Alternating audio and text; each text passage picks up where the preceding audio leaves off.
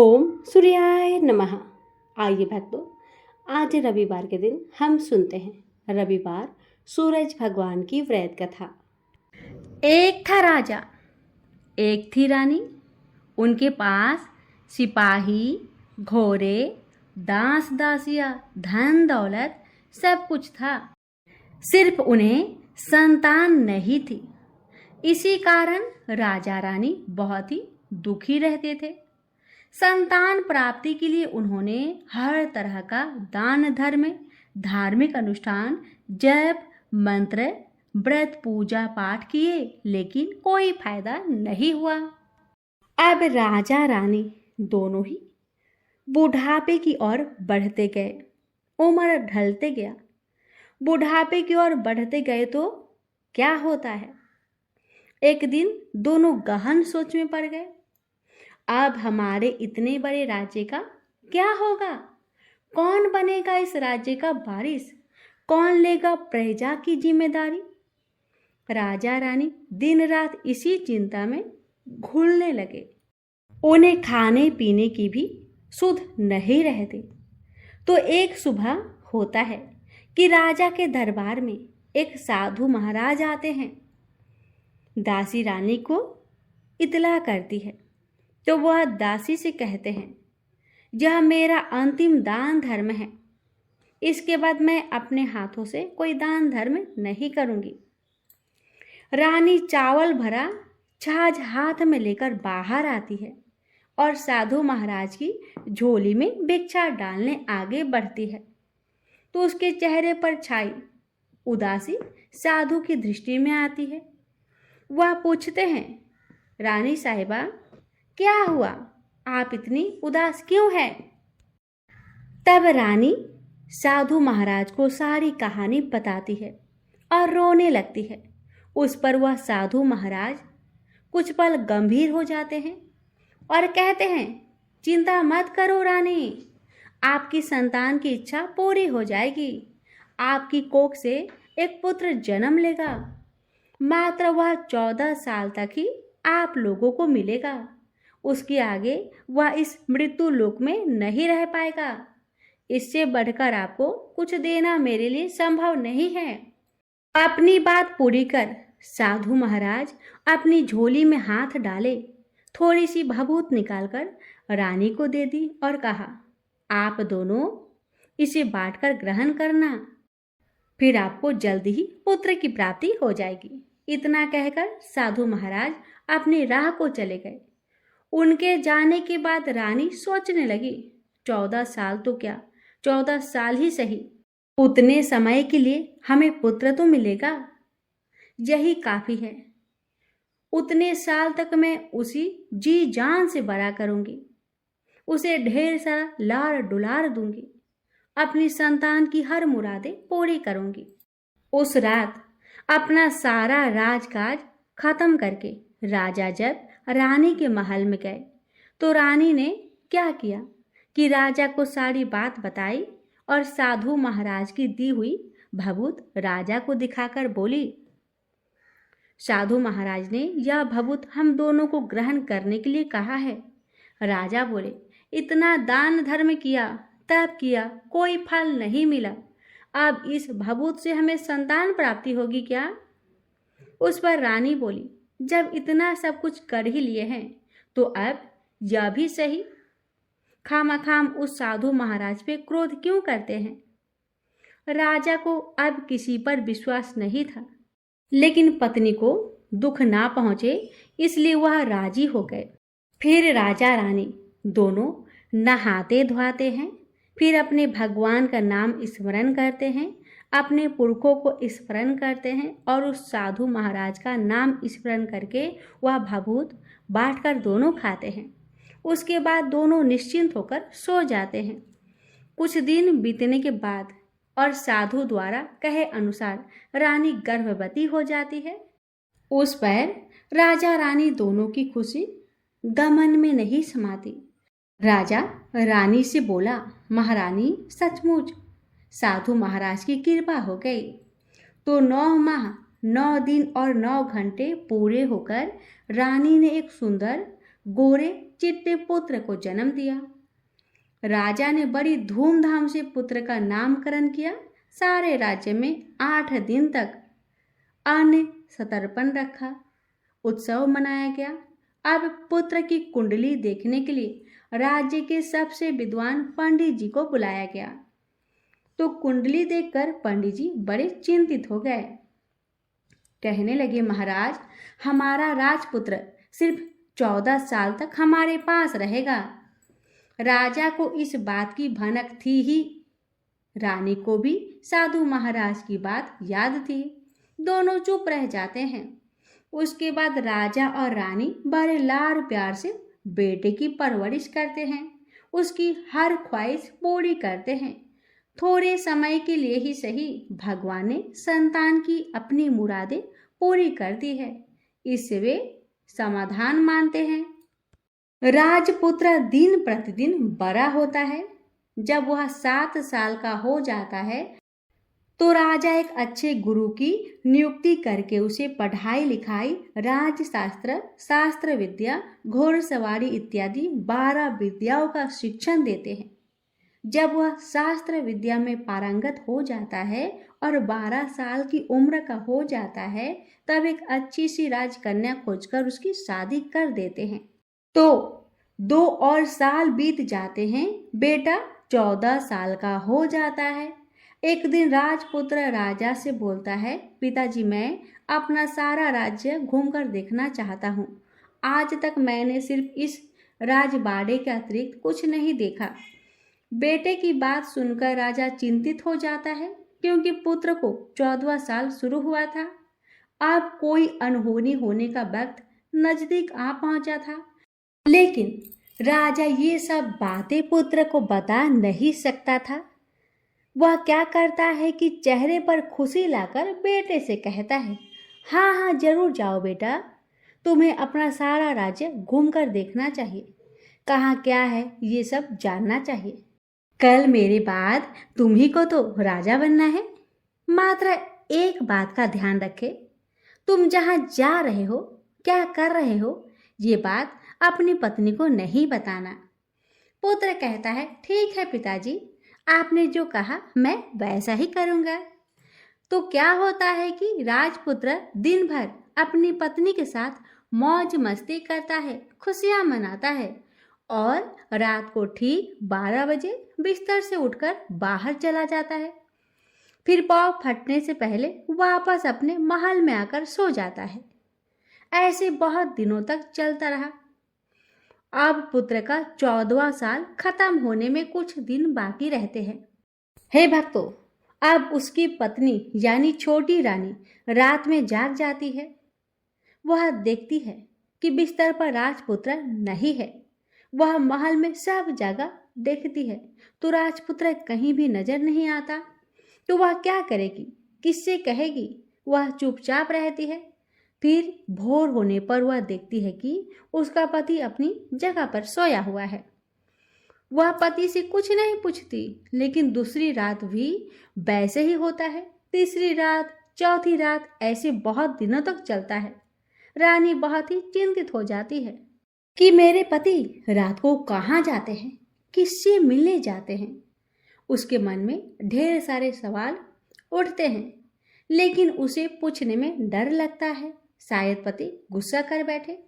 सास ससुर से पूछने के बारे में सोचा तो उसकी कुल मर्यादा बीच में आ जाती थी। तो इस तरह मन ही मन वह कुढ़ती रहती थी। इस हालत में उसे खाने पीने में दिलचस्पी नहीं होती। वह दुबली पतली होती जाती है। तो उस राज्य में फूल बेचने वाली एक बूढ़ी मालिन थी। वह हमेशा छोटी रानी को फूल देने उसके महल में आती थी। उस बुढ़िया का ध्यान छोटी रानी पर जाता है। वह उससे पूछती है, बेटी तुम्हें किस बात का दुख है? तुम इस तरह सूख कर कांटा क्यों बनी जा रही हो? उस पर रानी कहती है, क्या बताऊं तुम्हें अम्मा, तुम्हारा राजपुत्र हर रात बिस्तर पर से उठकर कहीं चला जाता है और सुबह भोर होते ही वापस आकर सो जाता है। वह कहाँ जाते हैं? प्रेमिका से मिलने जाते हैं।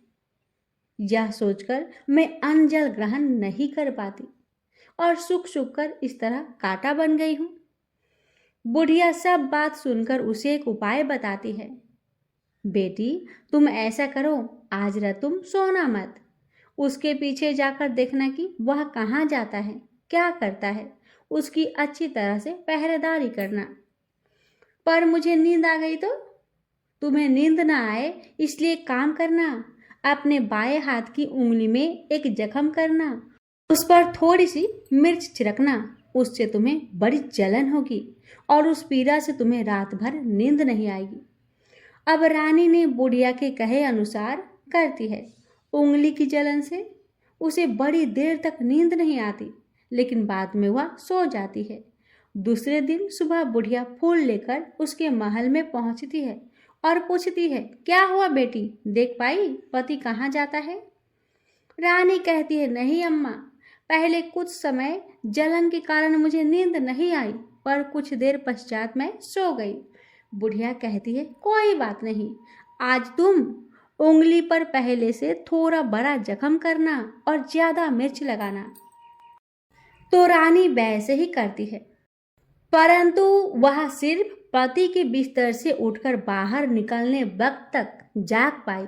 वह उसके पीछे नहीं जा सकी क्योंकि उसकी आंखें उस समय तक मुद गई थी।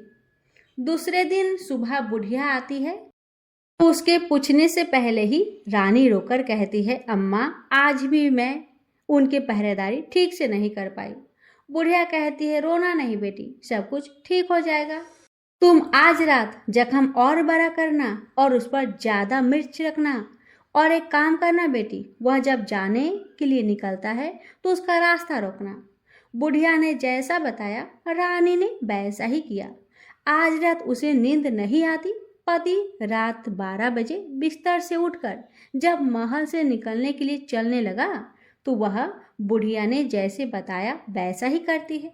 दौड़कर जाकर पति का रास्ता रोकती है और कहती है, आप कहाँ जा रहे हो, किससे मिलने जा रहे हो, मुझे बताओ। राजपुत्र उसे समझाने की बहुत कोशिश करता है, देखो, अगर मैंने तुम्हें बताया तो मैं तुम्हें दोबारा नहीं मिल पाऊंगा। पुरानी कहती है, कोई बात नहीं, न मिल पाओ, लेकिन आप रात के समय कहाँ जाते हो ये मुझे पहले बता दीजिए। अब राजपुत्र निरुपाय हो जाता है। पत्नी की जिद के आगे उसकी एक नहीं चल पाती। ठीक उसी समय उसका 14वां साल खत्म होकर 15वां साल लगने वाला था। जो होता है वह हो जाने दो, वह सोचता है और कुछ चावल मंत्र से सिद्ध करके पत्नी को देकर कहता है, इन चावलों के दानों को दोनों हाथों की मुट्ठी में पकड़ना।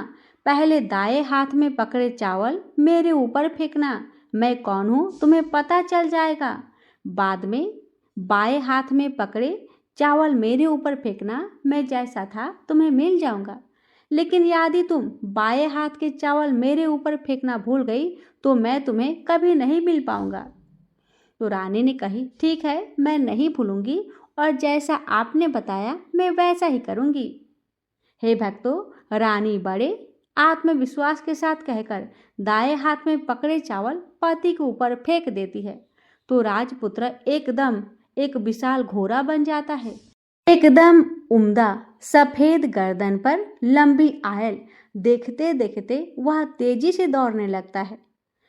रानी उस घोड़े को एकदम भौचक्की होकर देखने लगती है और पति ने बाएं हाथ के चावल फेंकने की जो बात कही वह भूल जाती है। उसकी आंखों के सामने घोड़ा महल से बाहर निकलकर चला जाता है, वो वापस नहीं आता। अब रानी को बड़ा पश्चाताप होता है। वह स्वयं को कोसने लगती है, लेकिन अब उसका कोई फायदा नहीं होने वाला था। राजपुत्र अब वापस नहीं आने वाला था। सुबह होते ही महाराजा महारानी को सब बात पता चलती है। उन्हें बहुत दुख होता है। वे बिस्तर पर पड़ते हैं और राह देखते हैं एक दिन उसका बेटा वापस आ जाएगा।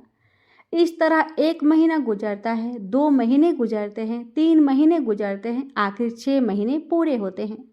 राजपुत्र का कोई अता पता नहीं लगता। प्रधान राजपुत्र को ढूंढने के लिए राज्य के गांव-गांव सिपाही भेजता है, लेकिन उन्हें कोई सफलता नहीं मिलती। इधर रानी के हठ के कारण पति गायब हो गया, यह सोचकर स्वयं को मन ही मन कोसती है और प्रण लेती है कि कुछ भी करके पति को ढूंढ लाएगी और उसे वापस घर ले आएगी। एक दिन वह सुबह उठकर सास ससुर के महल में जाती है और कहती है कि मैं अपने पति की खोज में जा रही हूँ। महाराजा महारानी को और क्या चाहिए था, कुछ भी करके उनका बेटा उन्हें वापस मिलना चाहिए था। वे बहू को जाने की अनुमति देकर कहने लगे, बेटी तुम्हें जो चाहे वह करो, जहाँ जाना है वहाँ जाओ, लेकिन मेरे बेटे को वापस लेकर आओ, भगवान तुम्हें कामयाबी दे।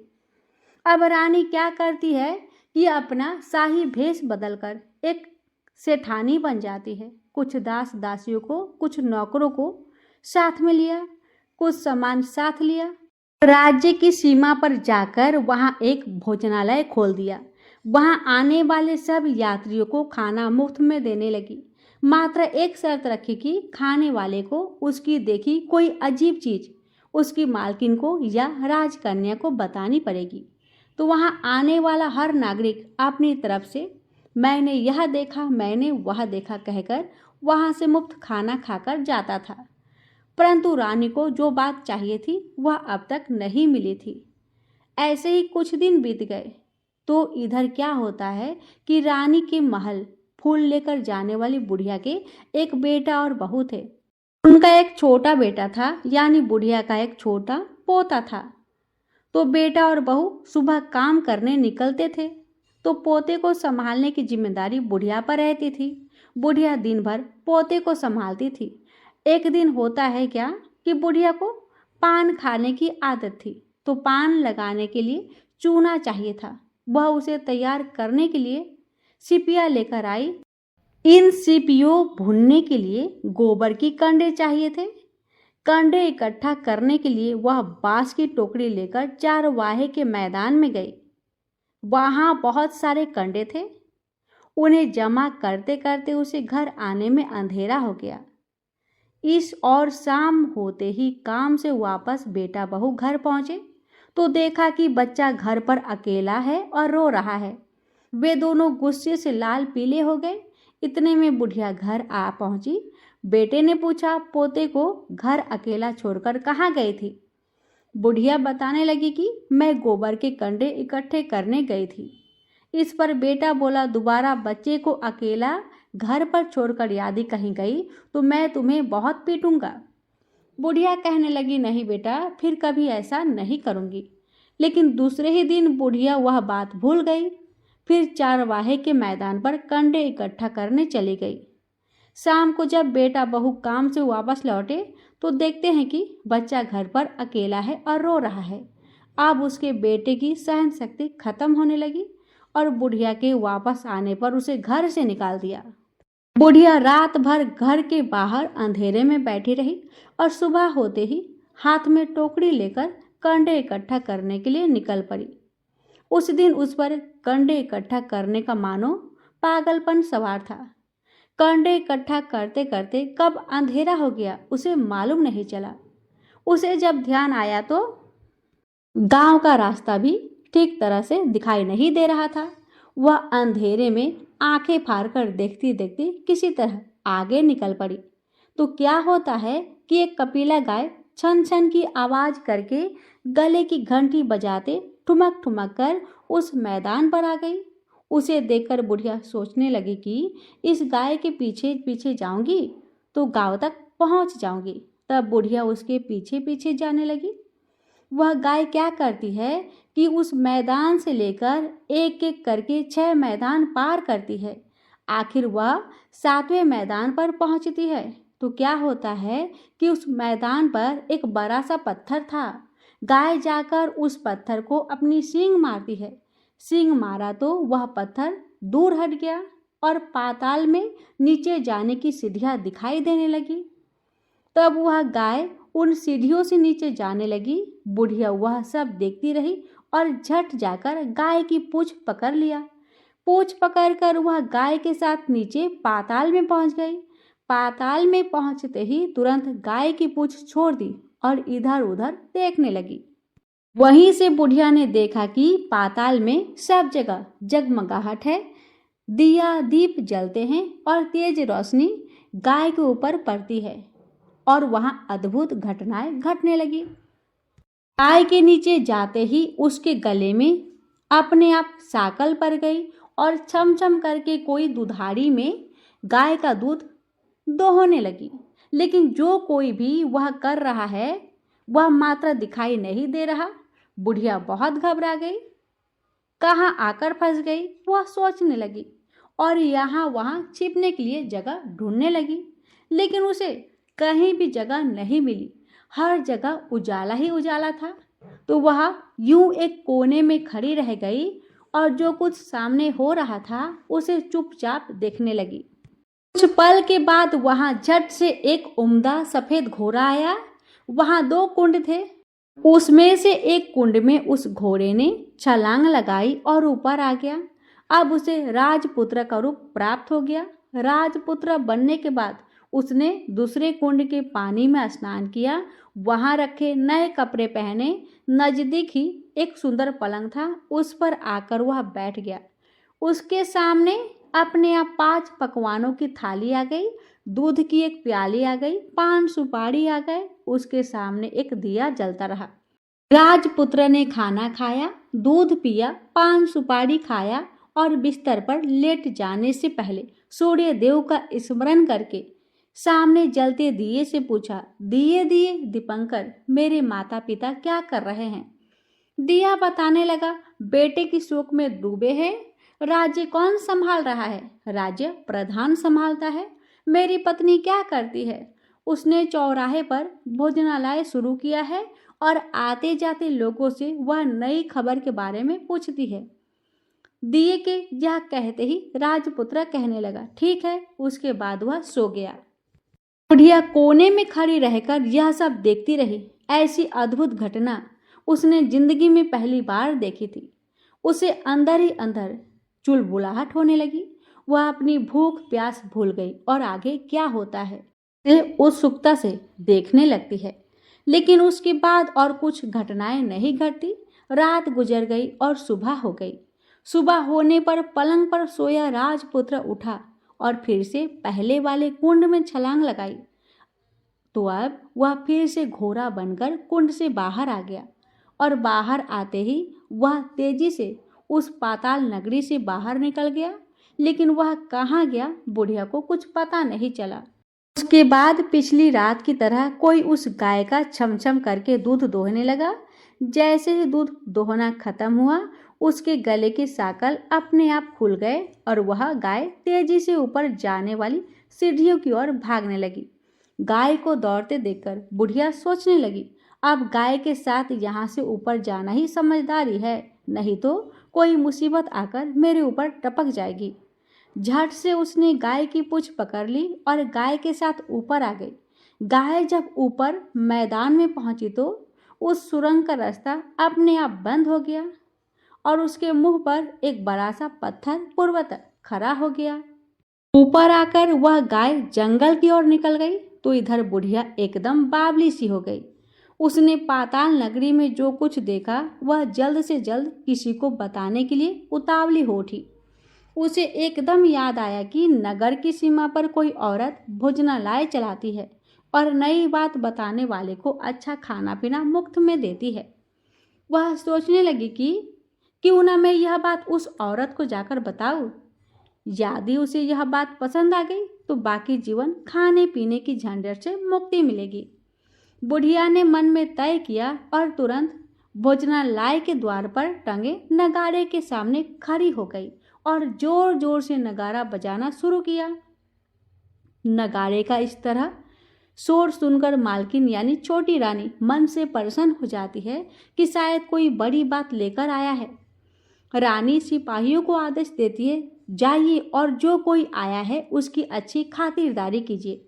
आदेश पाते ही सिपाही नीचे दौड़ गए तो एक बुढ़िया नगाड़ा बजा रही थी।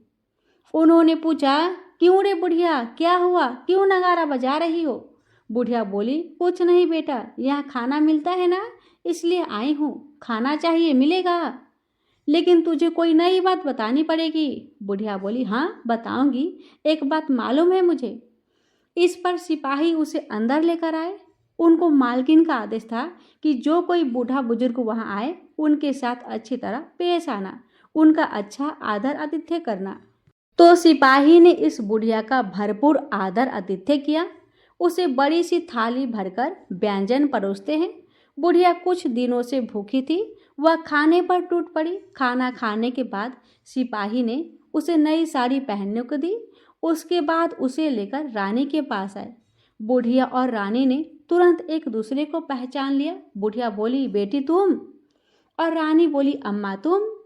बड़ी देर तक दोनों भांति भांति की बातें करती रही। आखिर कुंवरनी बुढ़िया से कहने लगी, अम्मा अब बताओ तुमने क्या नई बात देखी है? नई बात? मैंने कोई नई बात देखी नहीं। वह तो मेरे पास तुम्हें देने के लिए खाने के पैसे नहीं थे, इसलिए मैंने झूठ कहा और नगारा बजाया। रानी ने कहा, अम्मा घबराना नहीं, मैं किसी को तुम्हारा नाम नहीं बताऊंगी। फिर भी बुढ़िया मैंने क्या देखा, कब देखा करके आनाकानी करने लगी। इस पर कुंवरनी ने उससे कहा, देखो अम्मा, यदि तुमने मुझे वह नई बात बताई तो जिंदगी भर मैं तुम्हारी देखभाल करूंगी, तुम्हें रानी माता की तरह रखूंगी। अब बुढ़िया बताने को तैयार हो गई। उसने जो कुछ उस 4 गवाहे मैदान पर देखा था वह सब कुछ कुंवरनी को बता दिया। बुढ़िया की बातें सुनकर कुंवरनी को यकीन हो गया कि वह राजपुत्र उसी का पति है। वह तुरंत बुढ़िया से कहने लगी, अम्मा मुझे उस जगह पर ले चलो। नहीं बेटी, वह पाताल राज्य है, सांप है, यदि किसी ने तुम्हें देख लिया तो तुम्हारी जान खतरे में पड़ सकती है। लेकिन रानी उसकी एक भी नहीं सुनती, उसे उस जगह ले जाने के लिए हठ करने लगी। आखिर में बुढ़िया ने उसका कहना मान लिया और कहने लगी, ठीक है, मैं तुम्हें वहां लेकर चलती हूँ, पर आज नहीं कल। वहां जाना है तो शाम को ही जाना होगा। तो दूसरे दिन दोपहर को रानी बुढ़िया के साथ उस मैदान पर गई और एक जगह छुपकर गाय के आने की राह देखने लगी। दिन ढलते ही अंधेरा घेरने लगा और गाय हमेशा की तरह वहां आ गई। मैदान के उस कोने में जाकर उसने पत्थर पर सींग मारा तो झट से पत्थर हटकर वहां सुरंग में जाने का रास्ता खुल गया। गाय उस रास्ते से नीचे उतरने लगी तो बुढ़िया रानी से कहने लगी, जल्दी आगे बढ़ो बेटिया, हम गाय की पूंछ पकड़कर नीचे उतरेंगे। तो दोनों गाय की पूंछ पकड़कर नीचे उतर गई। बुढ़िया पहले जिस कोने में छिपी थी उस कोने में छिप गई। अब नीचे सब कुछ पहले जैसा घटित हो रहा था। गाय के गले में अपने आप साकल पड़ गई। कोई अदृश्य रूप से उसका दूध दोहने लगा। एक सफेद उम्दा घोड़े ने आकर एक कुंड में छलांग लगाई तो राजपुत्र के रूप में ऊपर आया।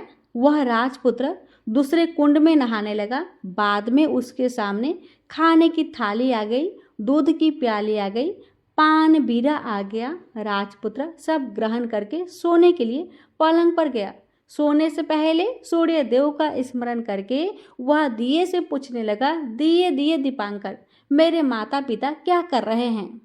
तो दिया कुछ जवाब नहीं देता बल्कि वह बुझने लगता है। तब राजपुत्र को कुछ अघटित हुआ, इसका संदेह हो गया। वह उदास हो गया और जो कुछ हुआ वह हो जाने दो ऐसा सोचकर सोने के लिए बिस्तर पर लेट गया।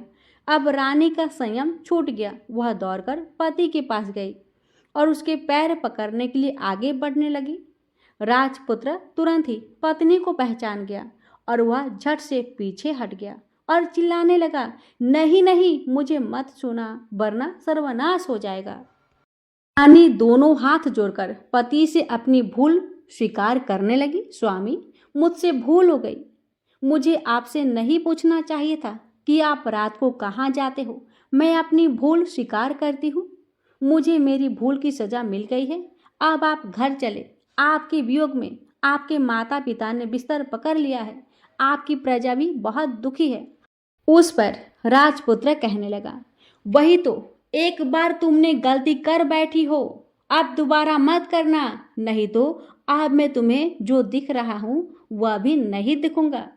रानी अब विलाप करने लगी, जोर जोर से जमीन पर सिर पटकने लगी। राजपुत्र के मन में उसके प्रति दया उत्पन्न हो गई। वह उससे कहने लगा, यदि तुम मुझे पाना चाहती हो तो एक काम करना होगा।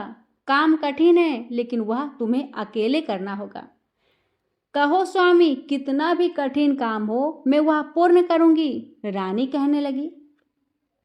इस पर राजपुत्र ने उसे बताया, इस पाताल से ऊपर जाते ही तुम्हें एक घना जंगल नजर आएगा। ऐसे 6 जंगल पार करने के पश्चात 7वां जंगल मिलेगा। वह जंगल सबसे घना है। उस जंगल में बीचों बीच एक पीपल का पेड़ है। उसके आसपास की जगह पत्ते, फंदे, जटाएं, कांटे इत्यादि से ढक चुकी हैं। वहां बाघ, शेर, भालू, सांप सभी जमा चौकड़ी बैठती है। तुम्हें उन सबको भगाकर वह जगह साफ करनी है। उसकी गोबर से लिपाई करके पवित्र बनाना है, रंगोली से सजाना है। उसके बाद वहां धूप, कपूर, अगरबत्ती जलानी है। फूल, कुमकुम से पेड़ की तने की पूजा करनी है। दूध, दही से बने चावल का भोग चढ़ाना है। ये सब तुम्हें दोपहर को 12 बजने के पहले ही करना है। 12 बजने के समय तुम्हें उस जगह पर बैठकर सूर्य भगवान का ध्यान करना है। ठीक 12 बजे सूर्य भगवान का रथ वहां पर उतरेगा और वे वह सब देखकर खुश हो जाएंगे और कहेंगे, जिस किसी ने यह सब किया है उसे मैं मनचाहा फल दूंगा। तो तुम सामने जाकर उसके रथ का दाहिना घोड़ा मांगना, मैं तुम्हें मिल जाऊंगा। इतनी बात कहकर राजपुत्र अपने पलंग पर सो गया और छोटी रानी भोर होने की राह देखने लगी। भोर होते ही वह बुढ़िया के साथ गाय की पूंछ पकड़कर ऊपर आ गई। ऊपर आने के बाद वह बुढ़िया से कहने लगी, अम्मा, अब मैं अकेले ही आगे जाऊंगी, तुम भोजनालय वापस जाओ।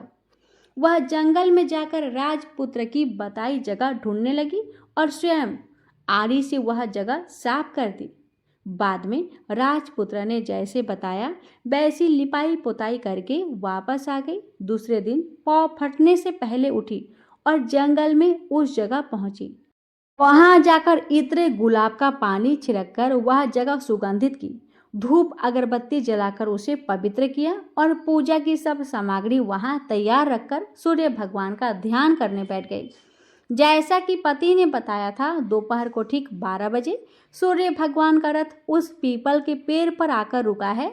सूर्य भगवान ने जब रथ से नीचे देखा तो सुगंधित वातावरण देखकर बहुत प्रसन्न हो गए। फिर भी बोले, जिस किसी ने यह काम किया है वह यहाँ आकर आज मुझसे कुछ मांगे, मैं उसे दूंगा। रानी ने जब ये सब सुने तो बिना समय गवाए दौड़कर उनके सामने आ गई और उनको साष्टांग नमस्कार करके बोली, भगवान, मैं ही हूँ, मैंने ही यह जगह साफ की है।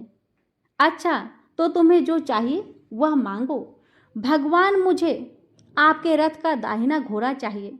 सूर्य भगवान बोले, नहीं नहीं, मैं तुम्हें और कुछ भी दे सकता हूँ लेकिन यह घोड़ा नहीं दे सकता।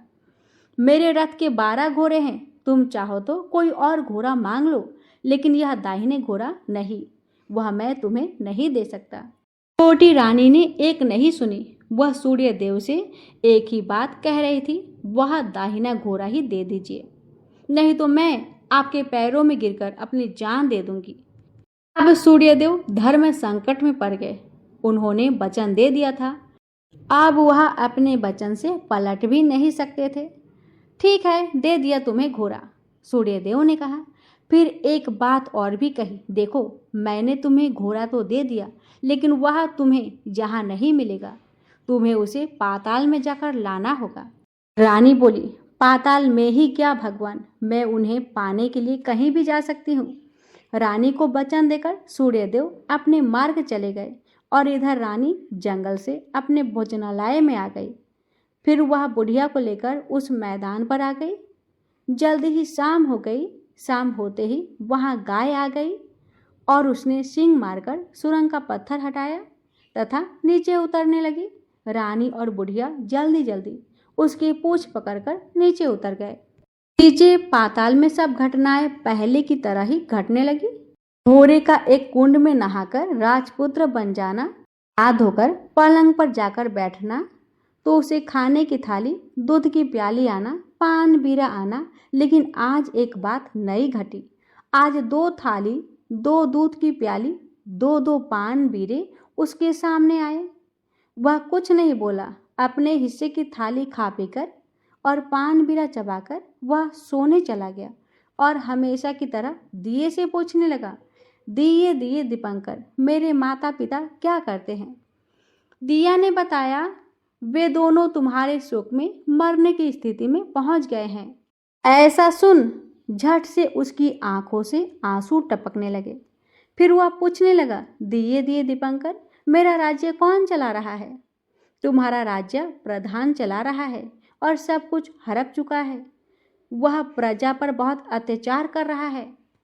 सुनकर राजपुत्र को बहुत गुस्सा आया। वह गुस्से से अपनी मुट्ठी भींचने लगा। अब वह पूछने लगा, दिए दिए दीपंकर, मेरी पत्नी क्या कर रही है? अब दिया कुछ नहीं बोला, चुप रहा। अब रानी का संयम जवाब दे गया। वह दौड़कर पति के गले लग गई। अब मैं तुम्हें मिल गया, राजपुत्र कहने लगा। पत्नी कही, सच कहते हो ना आप? फिर से घोड़े तो नहीं बनोगे ना? राजकुमार कहने लगा, नहीं, दोबारा घोड़ा नहीं बनूंगा। तुमने जो इतने सारे कष्ट उठाए हैं मुझे पाने के लिए, इसलिए सूर्य देव ने मुझे सदा के लिए घोड़े के जन्म से मुक्त कर दिया है। राजपुत्र ने बड़े प्यार से कहा और उसे गले लगाया, उसके आंसू पोंछे। कुछ देर पश्चात भोर हो गई तो गाय की श्रृंखला टूटकर वह ऊपर भूलोक जाने लगी। रानी, राजपुत्र और बुढ़िया उसकी पूंछ पकड़कर ऊपर आ गए। ऊपर आने पर वे सीधे भोजनालय में पहुंचे। वहां का सब सामान लोगों में बांट दिया और उसको ताला लगाकर अपने राज्य में लौट गए। राजपुत्र वापस आता और उसके तेवर देखकर प्रधान घबरा गया। राजपुत्र ने उसे बंदी बनाकर कैद खाने में डाल दिया और राज्य की बागडोर अपने हाथ में ले ली। उसके बाद वह अपने माता पिता को मिलने उनके महल में गया। तब राजपुत्र क्या देखता है कि उसके माता पिता उसके शोक में अस्थि पंजर बने हुए हैं। पुत्र को वापस आया देखकर मरणासन राजा रानी की आंखों से टप टप आंसू बहने लगे। इन दोनों ने पुत्र को गले लगाया, उसे प्यार से सहलाया। इतना होने के बाद उनके सेहत में एकदम सुधार आने लगा। वे अब बिस्तर से उठकर बैठ गए, पुत्र को आशीष देने लगे। राजपुत्र के आने की खबर तुरंत राज्य भर में फैल गई। प्रजा खुशी से फूले नहीं समाई। प्रजाजन राजमहल के सामने इकट्ठे हो गए। राजपुत्र ने भी उन्हें दर्शन दिए और आज से उन्हें कोई दुख नहीं पहुंचाएगा ऐसा वचन दिया। अब राजा अपने पुत्र का राज्य अभिषेक करके उसे सिंहासन पर बैठाता है और बहू को महारानी का दर्जा देता है और स्वयं अपनी पत्नी के साथ ईश्वर स्मरण करके खुशी से दिन बिताते हैं। महाराजा बना राजपुत्र अच्छी तरह से राज्य चलाने लगा और अपनी पत्नी के साथ सुख शांति से जीवन बिताने लगा। उस बुढ़िया को रानी ने अपने ही पास रख लिया, उसकी अच्छी तरह से देखभाल करने लगी। बुढ़िया और उसके बुढ़ापे के दिन खुशी से गुजरने लगे। तो भक्तों, जो भी श्रद्धा भाव से रविवार का व्रत रखते हैं, आदित्य भगवान की पूजा करते हैं, वह मनुष्य निरोगी शरीर, तेजस्वी रूप और सुख समृद्धि से परिपूर्ण होता है। सूर्य देव अपने दिव्य किरणों से उसके जीवन का अंधकार मिटा देते हैं। जो रविवार व्रत कथा को श्रद्धा से सुनता है या सुनाता है, उस पर श्री सूर्य नारायण सदा प्रसन्न रहते हैं। ऐसे भक्त के घर में कभी दरिद्रता, रोग या दुख नहीं टिकता। सूर्य भगवान की कृपा से उसके जीवन में प्रकाश ही प्रकाश फैल जाता है। प्रेम से बोलिए सूर्य नारायण भगवान की जय।